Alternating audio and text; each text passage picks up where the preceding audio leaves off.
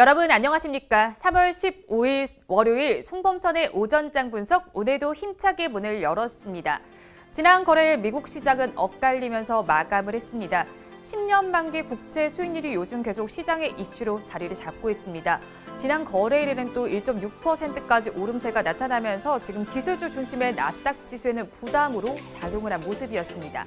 자세한 지수의 마감 상황은 화면을 통해서 먼저 보도록 하겠습니다. 다우지수와 S&P 500 지수는 또 사상 최고치를 경신했습니다. 다우지수는 0.9% 상승하면서 32,778.64포인트에 마감을 했고요. 대형주 위주의 S&P 500 지수는 0.1% 오름세가 나타났습니다. 3,943선에서 종가를 형성했습니다.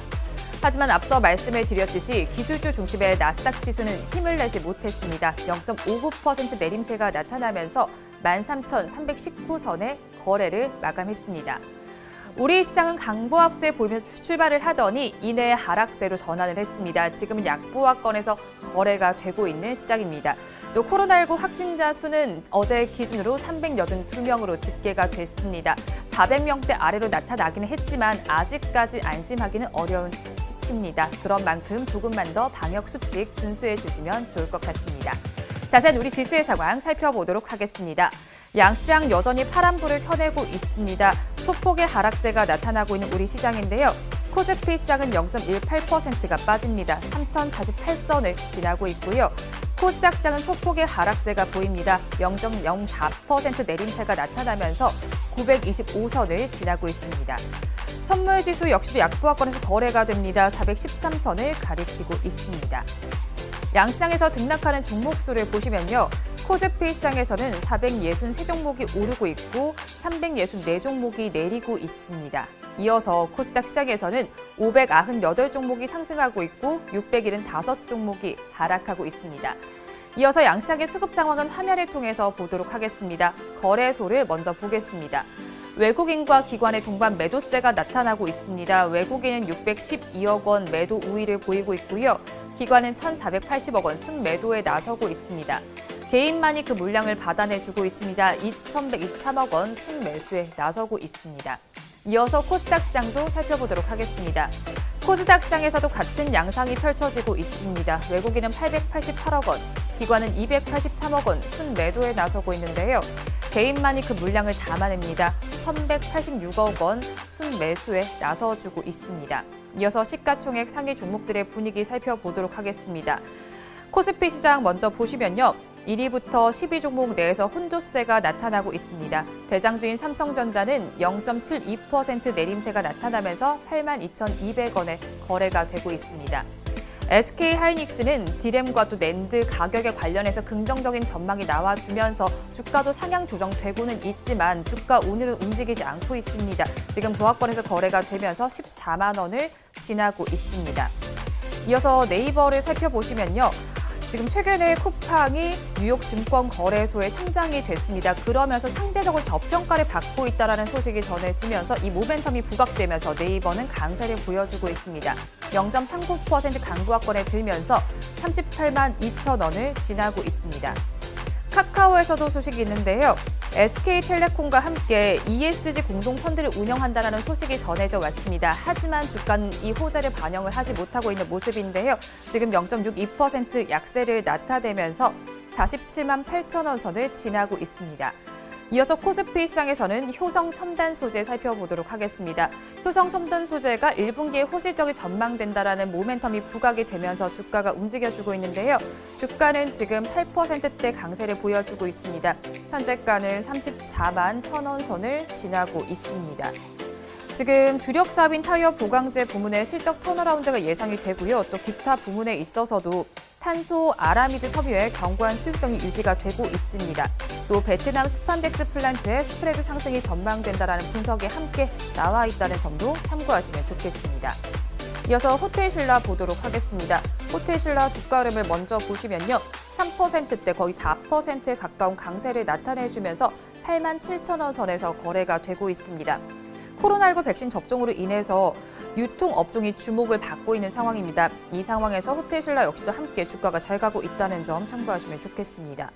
이어서 에이프로젠 KIC 살펴보도록 하겠습니다. 지금 21%대 급등세를 나타내주고 있습니다.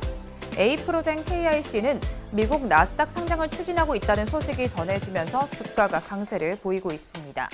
이어서 코스닥 시장 살펴보도록 하겠습니다. 코스닥 시장은 코스피 시장보다는 조금 분위기가 좋지 못합니다. 파란불을 켜낸 종목이 조금은 더 많은 상황인데요. 전체적으로 봤을 때는 혼조세를 나타내는 양상이 펼쳐지고 있습니다. 셀트리온 헬스케어와 셀트리온 제약은 1%대 약세 흐름을 나타내고 있습니다. 또 펄어비스는 검은 사막 최후의 고대인인 세이지를 공개했다라는 소식이 전해졌지만 주가는 지금 보합권에서 거래가 되고 있습니다. 30만 1,100원 선을 지나고 있는 모습입니다. 스튜디오 드래곤에서는 지금 호재성 이슈가 나와 있는데요. 최근에 방영됐던 철인 왕후와 그리고 빈센조의 인기에 힘입어서 호실적인 전망이 되고 있습니다. 주가는 강보합권에 들면서 94,200원에 거래가 되고 있습니다. 이어서 HLB 살펴보도록 하겠습니다. HLB 최근에 하락세가 나오기도 했던 종목인데요. 주가 흐름을 먼저 보도록 하겠습니다. HLB의 주가 흐름 살펴보시면요. 지금 2.95%, 3%대 강세 흐름을 보여주고 있습니다. 지난주에 제가 응답하라 마감 시황을 통해서도 전해드렸는데요. HLB는 중국에서 수행된 리보세라니까 또 다수의 세포 독성 항암제와 연구 임상 결과 독소 진행성 위험 환자에게서 완전 관해가 관찰됐다고 밝혔습니다. 표준 치료 중의 하나인 플롯과 비교를 해서 플롯에 아파티닙을 더한 치료법에서 더 나은 효능을 확인했다는 연구원의 이야기도 나와주고 있는데요. 거기에 HLB 생명과학과 더불어서 무상증자 권리락이 실시된 점도 주가 강세 요인으로 자리 잡고 있습니다. 이어서 마켓컬리 관련주들 살펴보도록 하겠습니다. 마켓컬리가 나스닥을 상장을 한다라는 소식이 전해지면서 이 기대감에 급등을 하고 있는 모습인데요. KC피드와 한국 FMB, 우양, 그리고 미래에셋 벤처투자의 주가가 움직이고 있습니다. 먼저 KC피드부터 보도록 하겠습니다. KC피드 장 초반에 고가보단 빠졌지만 그래서 음봉을 형성을 하지만 27%, 28%대 급등세를 나타내주고 있습니다. 한국 FMB도 살펴보도록 하겠습니다. 16%대 강세 흐름을 보여주고 있습니다. 우양 역시도 장 초반 고가보다는 빠졌지만 9%대 강세 흐름 보여주고 있고요. 미래에셋 벤처투자의 경우에는 3%대 강세 흐름을 보여주고 있습니다. 미래에셋 벤처투자는 마켓컬리에 이어서 또 네온 이뮨텍의 상장까지 기대가 되면서 재파 기대감에 지금 오름세가 나타나고 있습니다. 이어서 AD칩스 살펴보도록 하겠습니다.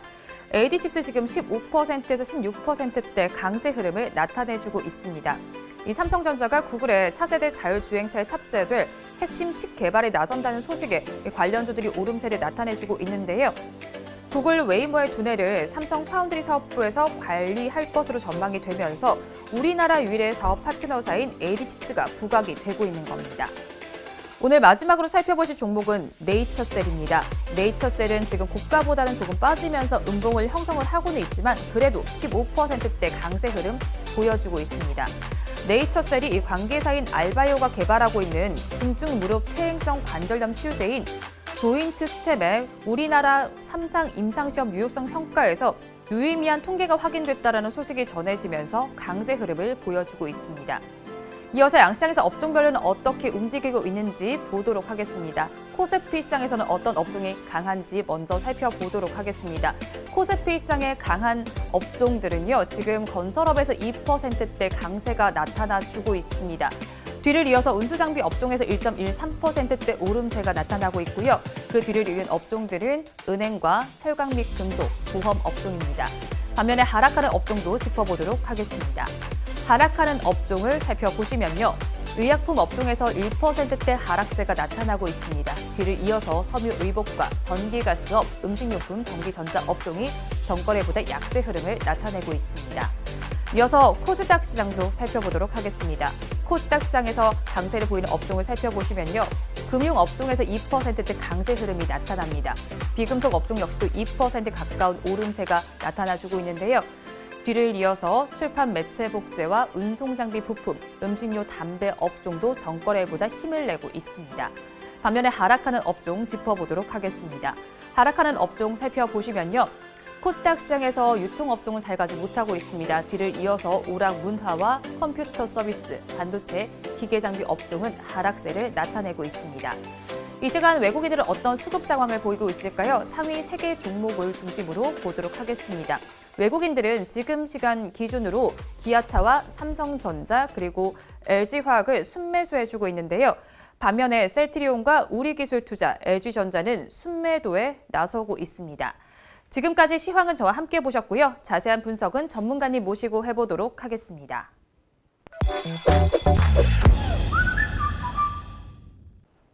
본 방송은 라이브 스트리밍을 통해서 진행되고 있습니다. 매주 월요일부터 금요일 오전 10시부터 함께 하실 수 있는데요. 유튜브에서 바른경제TV라고 검색하시면 시청하실 수 있습니다. 송범선의 오전장 분석 본격적으로 출발해 보도록 하겠습니다. 오늘도 저희 방송 보시면서 궁금하신 종목들은 댓글로 남겨주시고요. 댓글을 주실 때는 매수가와 비중까지 남겨주시면 저희가 조금 더 꼼꼼하게 분석해 드리도록 하겠습니다. 그리고 공개적으로 댓글 남기기 부담스러운 분들께서는 위에 나오는 번호로 성함만 보내주시면 좋겠습니다.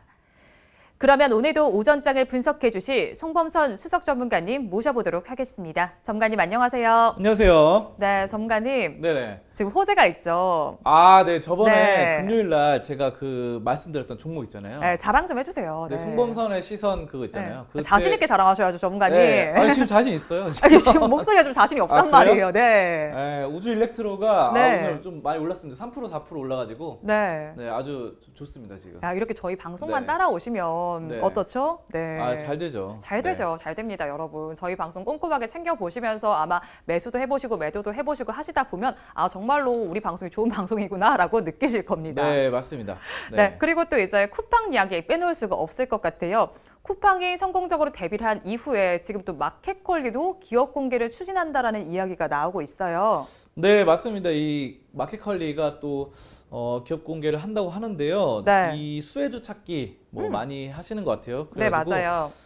이번에 또 마켓컬리의 지분을 직접 보유한 업체도 있고 뭐 납품하는 업체도 있고 한데 마켓컬리가 또 나스닥에 상장을 검토하고 있다고 합니다. 네. 그래가지고 우리나라 말고 나스닥. 왜 계속 해가지고 이렇게 미국 시장에 상장을 했걸까요? 그러니까 이번에 쿠팡이 네.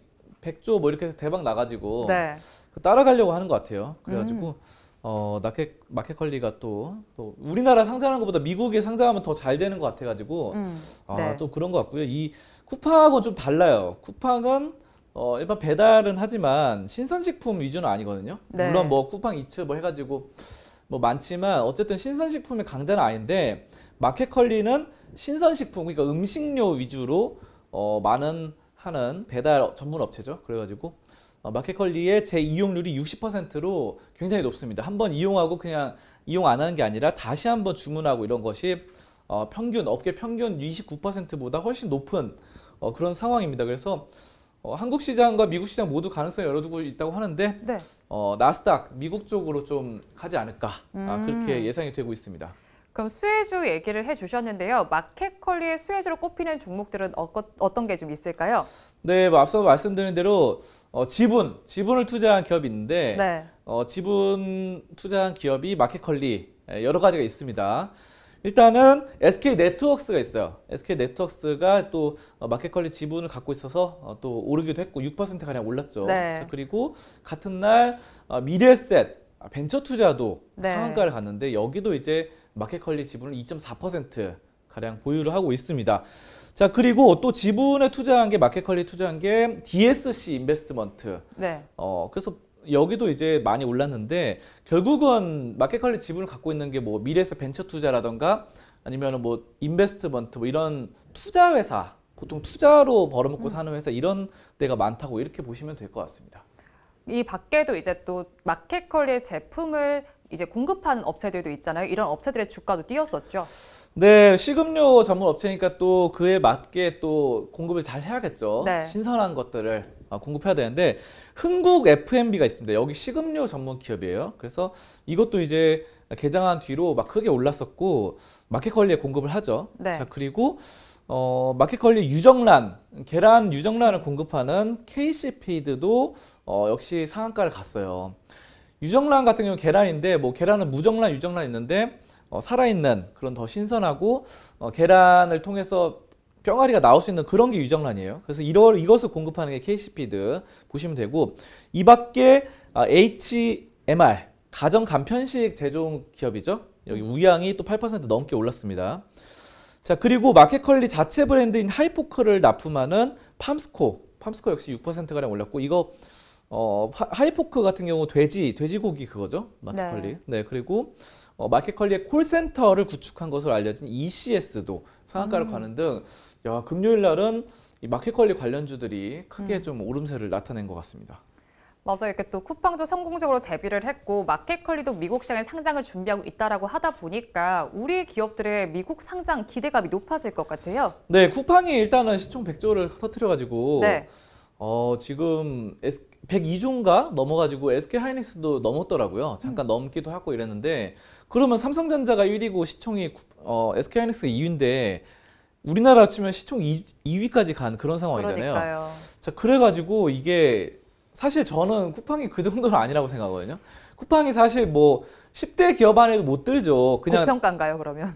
고평가죠. 네. 고평가죠. 우리나라 기준으로 보면은. 근데 이게 미국에 가서 대박을 터뜨리니까 야, 미국 사람들이 우리나라보다 더 평가를 잘해주는구나. 높게 평가해주는구나. 이런 생각이 드는 것 같아요. 자, 그래서 이번에 마켓컬리도 그렇고 많이 미국행이 많을 것 같습니다. 그래가지고 네.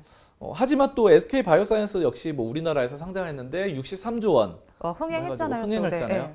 자, 그래서 국내 공모주 시장도 뭐 괜찮을 것 같은데 또 앞으로 또 이왕 같은 값이면 또 미국에 상장하지 않을까 뭐 이런 생각이 들어요. 그래가지고 뭐 하지만 미국에 모두 다 상장하기 쉽지가 않죠. 그렇죠. 미국의 다우지수나 나스닥 지수 상장은 꽤 우리나라보다 더 까다로운 그런 조건들이 기준들이 또 있기 있잖아요. 때문에. 네.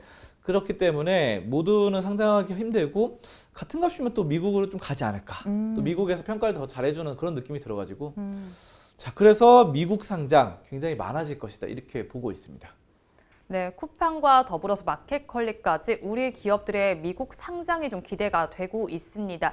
그에 힘입어서 우리 시장의 기업 공개 역시도 흥행을 띌 것으로 보이니까요. 앞으로 한번 주목해 보시면 좋을 것 같습니다. 이어서 다음 주제는 화면으로 보겠습니다. 이번 주제 보도록 하겠습니다. 셀트리온 이야기 해보도록 하겠습니다. 이 서정진 셀트리온 회장이 이제 곧 경영 일선에서 물러난다는 소식이 나왔어요. 네, 맞습니다. 이번에 좀 물러난다고 하는데요. 네. 이걸로 걱정이 많으신 분들 많을 것 같아요. 네. 그 셀트리온 투자하고 계시는 분들. 하지만 여러분들 이 화면에 나오시다시피 네. 셀트리온의 서정진 회장 건재하다. 건재하다. 이걸로 먼저 말씀을 드리면 네. 일단은 일선에서 물러나는 건 맞습니다. 네. 맞는데 네. 이 주식 지분을 파는 게 아니거든요.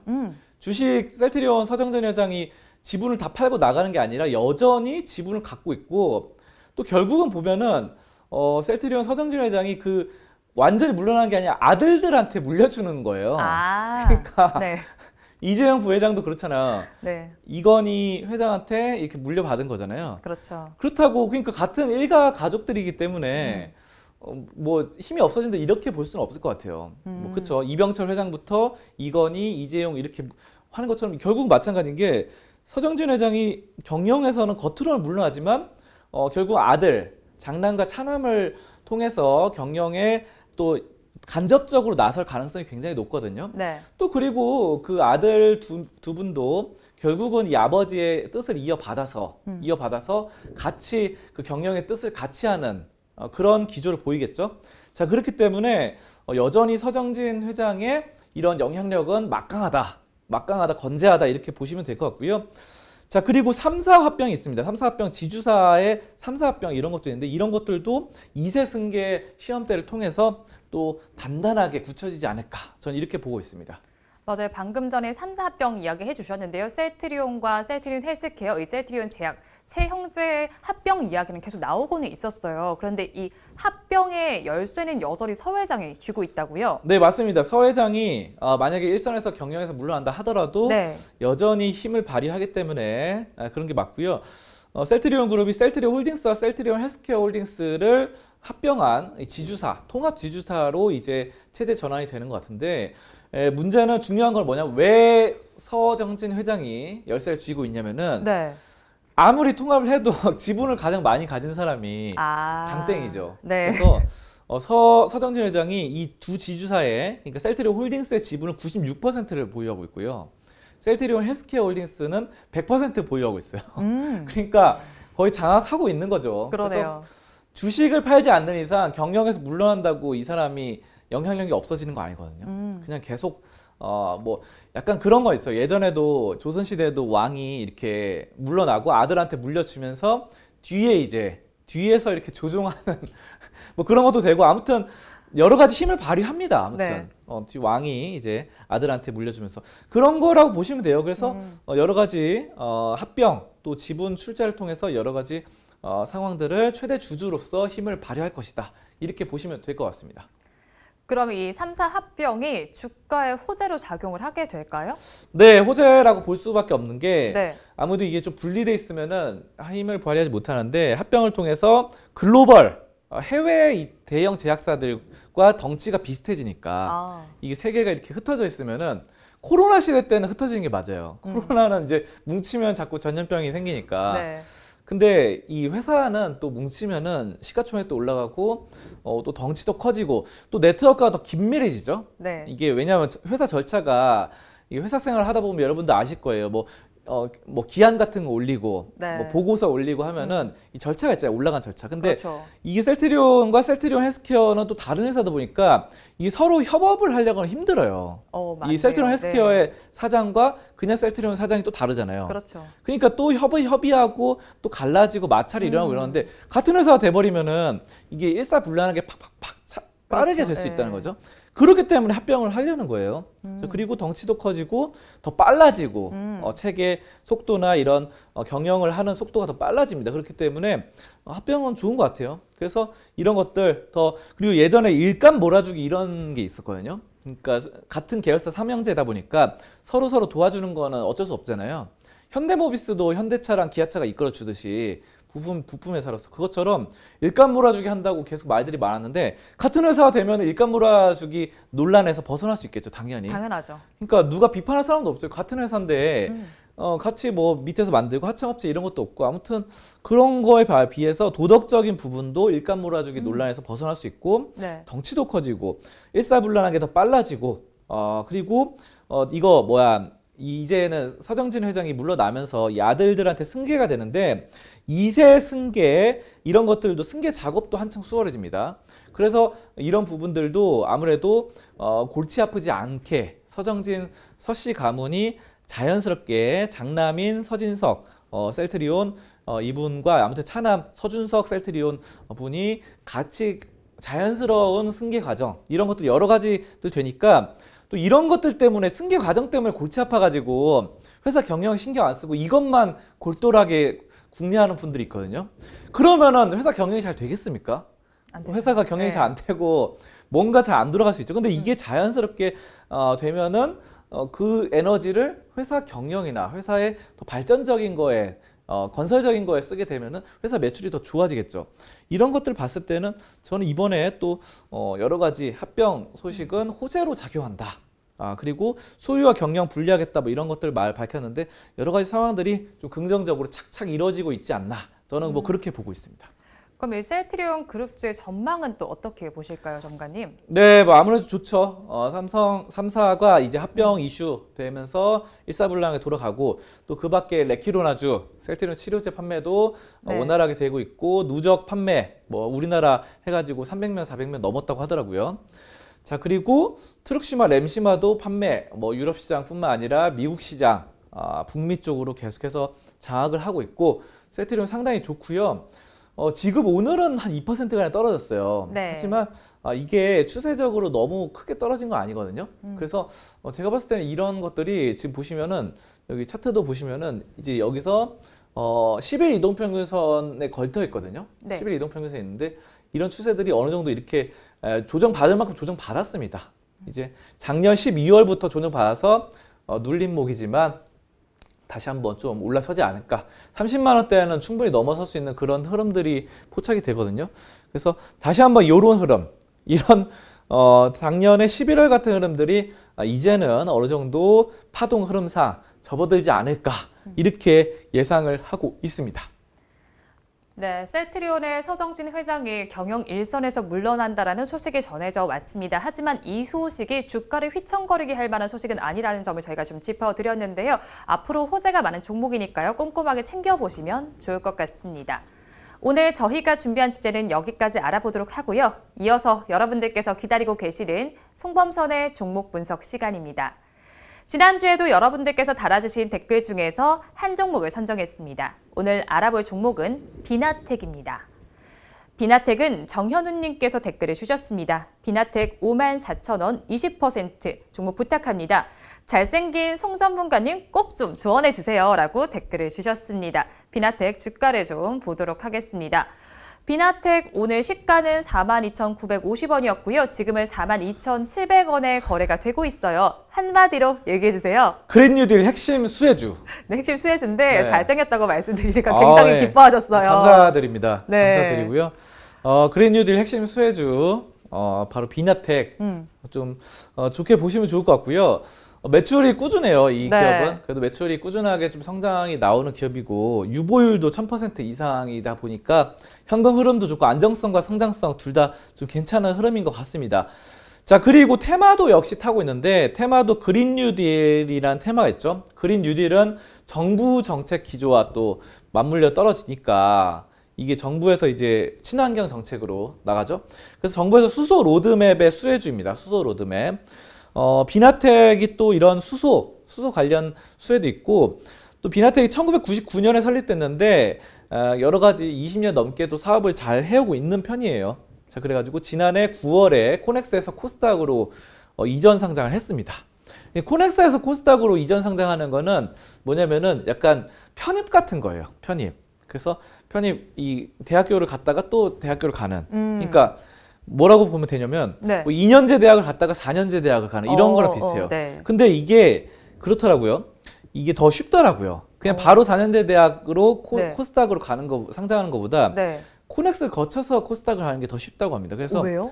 원래 그렇습니다. 원래 그래요? 네. 편입이 그냥 대학 입학보다 더 쉬운 것처럼 더 쉬워요? 네, 편입이 원래 더 쉬워요. 대학교 갈 때. 네. 그런 것처럼 이것도 뭐 그렇다고 합니다. 그래서 이런 머리를 잘 쓴 거예요. 이게 저는 그래서 여러분들이 이런 거는 되게 머리가 좋은 회사다. 경영진이 똑똑한 회사다. 저는 이거 말하고 싶었어요. 네. 그래서 왜냐하면 코스닥 상장도 꽤 힘들어요.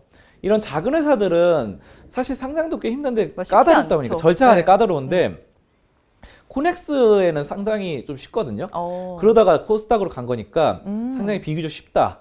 절차가 쉬운 거를 잘 똑똑하게 네. 현명하게 잘 경영도 이만큼 잘할 수 있다는 걸 말씀드리고 싶은 거예요. 똑똑하니까. 자, 그리고 비나텍이 또 영업이익이 작년보다 20% 늘어났고요. 매출도 뭐 21% 늘어났습니다. 괜찮은 성장률, 좋은 성장률이고 스마트 팩토리, 트램 뭐 이런 것들. 스마트 팩토리는 진짜 그거죠. 그 미래 4차 산업혁명을 주도하는 네. 그런 엄청난 공장. 그러니까 기존의 제조업 공장들이 손으로 하고 이런 게 아니라 또 레일로 이렇게 해서 공장이 아니라 그냥 다 로봇 기계가 이렇게 이런 거 알잖아요. 이런 거 하면서 이렇게 하는 그런 공장이 스마트 팩토리입니다.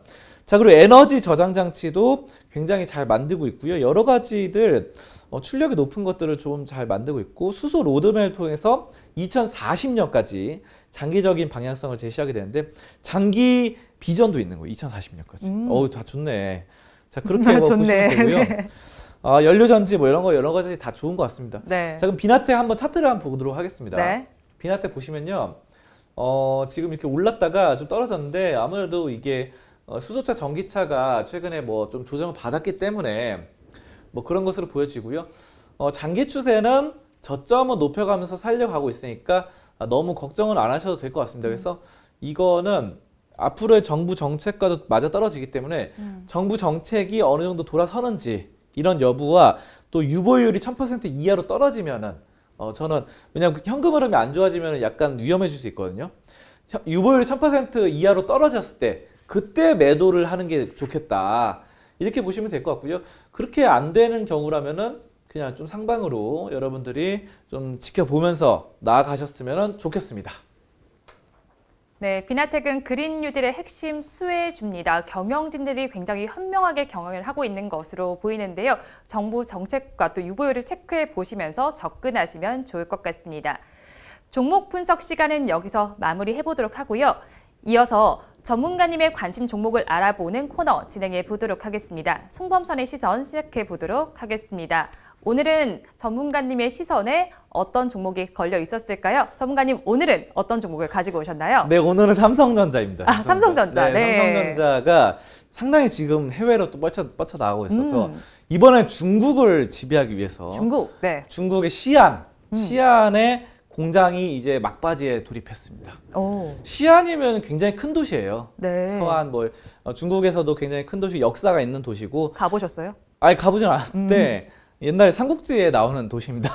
네. 삼국지에서 되게 중요한 도시거든요. 자, 그래서 그런 역사가 있는 엄청난 도시이기 때문에 여러분들이 그런 걸 잘 보셔야 되고, 여기에 또 공장에서 그 막대한 인구들을 또 장악하게 또 하니까 좋게 보시고, 반도체 공장 장비가 설치됩니다. 삼성전자. 그래서 증설의 막바지를 이뤘다 보시면 되고요. 올해 중반에 가동이 예상됩니다. 올해 중반. 그래서 곧 2021년 중반에 예상되고 엄청난 수익이 창출이 기대되고 있습니다. 자, 그리고 중국 정부가 화물기 노선 신설로 지원 사격을 해준다고 합니다. 그래서 삼성이 혼자 이렇게 하는 게 아니라 중국 정부에서도 보조 지원을 해주는 이런 상황이기 때문에 이 엄청난 수익이 창출이 기대된다. 이렇게 보시면 될 것 같아요. 그래서 중국 정부와 또 손을 잡고 이런 것들 상당히 좋고요.